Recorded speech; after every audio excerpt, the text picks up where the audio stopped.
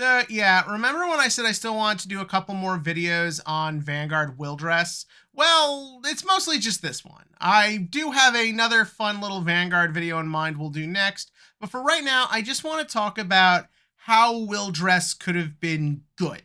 Because in my personal opinion, this wasn't some awful, irredeemable mess. This was a show that had a lot of potential, and the previous seasons had set up it could have capitalized on that potential. They just kind of chose not to and decided to just present a mess, probably based on Bushiroad's stupid checklist of what has to fill in a Vanguard season. So that's why we're going to use the power of hindsight to talk about how the show could have been better, how stuff could have been restructured, add a couple little things, but the goal of this thought exercise is not to change the whole show around, to simply add things that we know these writers are capable of and feel within the show's wheelhouse to make the season feel better and cohesive. Because there's nothing more frustrating than wasted potential, and that's what you had here. So without further ado, let us begin right with where the show needed to start really just hit the ground running. And that's literally right when the bad guys are introduced. The minute we meet Baron von Fuckface over here, I need to start knowing what he's about. I need to start knowing what the point to Deluxe is. And I need to know how he's going to do it and some hint as to why he is doing this. Because when you think about it, for the most part, he was just there being weird while we just focused on all these filler fights between characters who are never going to be seen again. That's a problem. And so, yeah, let's just start off by showing why and how he's intelligent.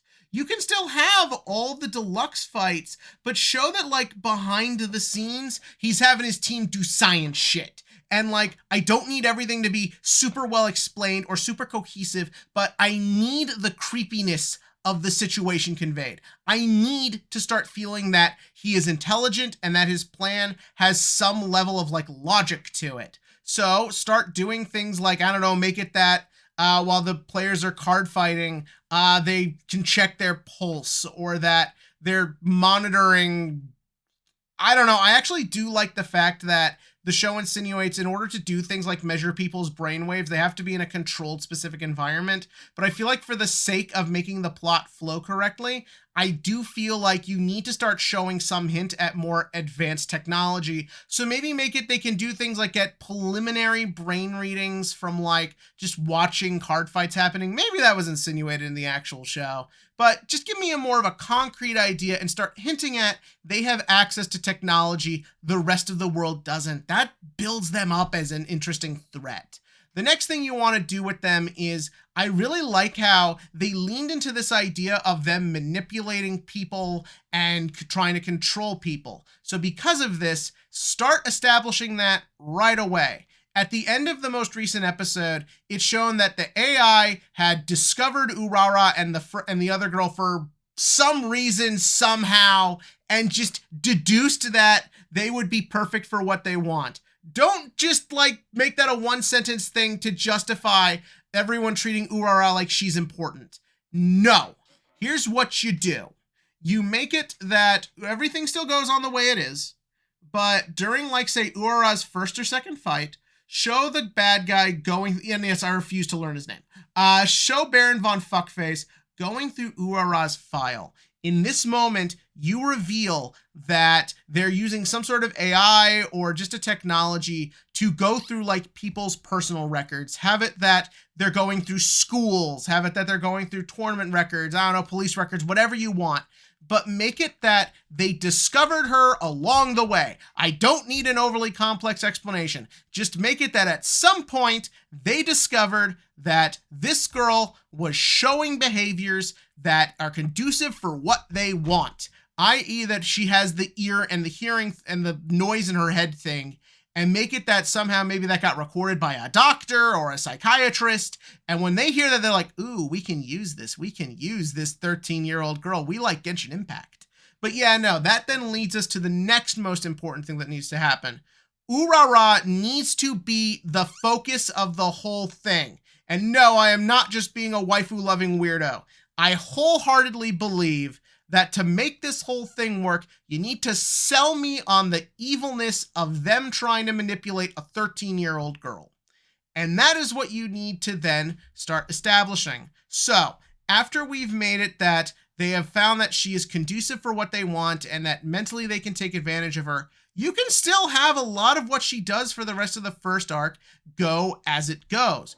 But then when the second arc starts, since you've already established what the bad guys are, you can just go right into this. Make it that they don't want like 30 kids. Make it that they're not getting everyone they can. Show that the villains are intelligent by having them go after the specific people who are conducive for what they want. I know I keep using that term, but I really need to hammer home, we need these guys to be intelligent. So have it that Urara gets invited to come to their facility. They're like, we saw a lot of potential in you. We saw that you have a lot of latent talent. Let us help you. And in this moment, you can play up that even though she's starting to make friends, she's starting to grow, she still has that like shyness to her, that squirreliness, that anxiety that isn't just going to go away overnight because now you have like a new talent. What you need to do is start bridging this idea that she is beginning to associate her self-worth with her ability to win and to play Vanguard. We see this a lot in athletes. We see this a lot in people who are, say, talented in the arts. Basically, that idea of like people who don't really know how to connect with people or to relate to others, but they can do it through like one hobby, and their pursuit of that as a passion actually like ends up becoming a problem for them. I think you can really play this up here. But we can't just have it that, oh, she wants to get good at Vanguard, because that's what they did and it felt pretty shallow. So I think, and this is where we do got to get a little bit fanficky here, I feel like she needs a backstory. She needs something to make the audience understand why she is the way she is. I had a few ideas for this, ranging from, I don't know, she gets a crush on Yuyu or something. Maybe she like gets in a fight with Megumi and you like learn how she's always been alone or she's always been shy. I think the most hard-hitting thing would be to make it she has like a tough relationship with parents. And now granted, we did this with Toya, and to a certain extent it's insinuated it happened with Mirai and Donji. But I feel like for the sake of getting everything across while still trying to have it fit into the rest of the story, I think it's the way to go. Also, I think that if you want to make it feel unique, maybe make it she's only got one parent. I don't know, make it her and her mom. Don't go super into it, but basically use like pictures on the wall or just basic language to insinuate the dad isn't in the picture. And so it's just her and her mom is tough on her. Her mom wants her to succeed, but like maybe doesn't know how to connect to her. Maybe she works a lot, or work it in with Urara's noise in the head thing. Maybe make it that the mother doesn't understand it, doesn't take it seriously, maybe judges Urara for it. And that's why Urara is the way she is because she doesn't feel like she's getting treated well at home. She doesn't really feel like she can connect to anyone outside of home. And therefore it makes it so much easier for her to then be torn down. Maybe make it she got into a fight with her mom before she joined up with them. Basically just do something. So when we get the scene, and we need the goddamn fucking scene, where they say, we will make you stronger, we will make you better at the cost of your individuality, at the cost of your free will, at basically the cost of your mind as it is. If you let us go in there and change things, we'll give you what you ultimately want. And what you ultimately want isn't to be good at Vanguard. You want that feeling of acceptance. You want that feeling of strength. Everything with Toya wasn't great because Toya just wanted to be good at Vanguard. Everything was great with Toya because you had understood that this was a guy who never felt like he had anything in his life that was his own until he got good at Vanguard, and that's what made him easy to manipulate. With Mirai, she didn't want to take over the world of Vanguard for the sake of taking over the world of Vanguard. She wanted to make her group bigger because she was angry, because she was frustrated, because she was tired of being manipulated and treated like a caged animal, and she wanted to show the world she could be something else. That is what made those characters interesting and their turn to antagonist compelling. We need that here. I need to understand why Urara is doing this, and I need to be shown why it's happening. I don't care how the mind control works. I don't care about anyone else involved in Uniformers, but I need to care about the character who has gone turncoat, who has sided with this. And I just feel the show has proven it can set this up right. And so, yeah, once you've done that, you now have way better villains. You have a way more compelling character. Also, I want her to go bad early on. I want this to happen fairly quickly. I want it to be going on while the other characters are in New York, and I still have no idea why they were in New York.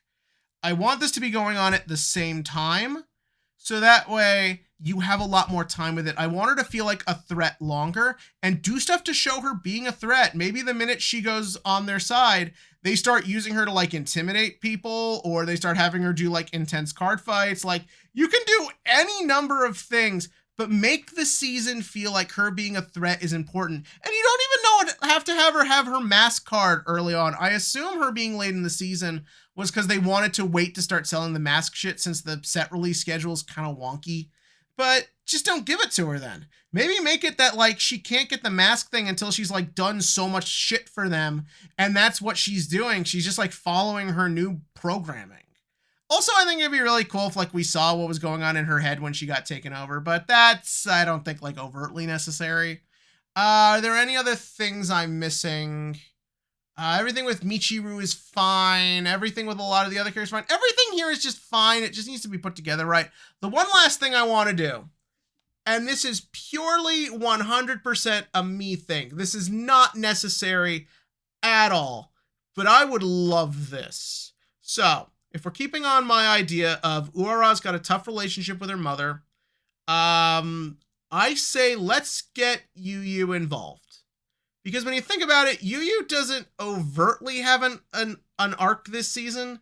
He's kind of just like, he's just like being cool for most of it. And then when he learns about Urara, he just kind of steps up immediately. Also, something I realized, the villainess, when she's lazily explained the whole show, which thankfully with my idea we get rid of, she ends off the speech by saying that she's only telling them this shit because of the cliche reason of, there's nothing you can do to stop us. Quite literally. The reason it is insinuated Yu Yu was able to save Urara was because she told Donji and everyone, and they let Yu Yu and Toya know before they got back to Japan. So Yu Yu was able to mentally prepare and then go track down Urara and save her. Quite literally, telling them everything was the stupidest thing you could have done. But enough of that. Final thing I want to happen is, for starters, we're making it Deluxe is now set in their regular town. Some may say that's a coincidence, considering this guy doesn't have an overtly strong attachment to the main characters. Also, Yu Yu and the bad guy and Baron von Fuckface need to have a scene together. But you know, fuck it, it's a card game anime. That's the least thing I'm worried about. Make it this thing is happening in the town, because A, you need scenes with Urara and her mother to be set in the present to establish why she can then fall so hard. The last thing I want to do is, I want a scene where one night, not because of a romance or anything like that, I'm sorry, shippers, just make it Yu Yu is walking Urara home. Make it they live in the same neighborhood, and he doesn't want her to go home alone because she's like a girl, or anime logic or whatever. And when he walks her home, and the mom opens the door, this can even be your introduction to the mom, make it that Yu Yu can immediately tell something is up with this woman. And then just do the teen drama cliche thing of when she slams the door in Yu Yu's face and Yu's walking back, you can peer in the window and see them arguing. Why do I want this scene here? Because Yu Yu needs an arc. And I want that arc to be that even though he's done stuff for Donji and he's tried helping people in the past, he's still not ready to jump into a situation he might not know how to handle like that. Make it when he sees something that is real emotional drama happening, he doesn't know what to do because he's a 15-year-old kid. Make it that the next time he sees Urara, he feels like he should say something. And maybe she's kind of hoping he will, but he doesn't because he doesn't know how to get involved with something like that. Make it that his motivation to save her and his motivation to grow as a person is directly linked to a failure of his. That makes him so much more endearing, gives him so much more of an arc.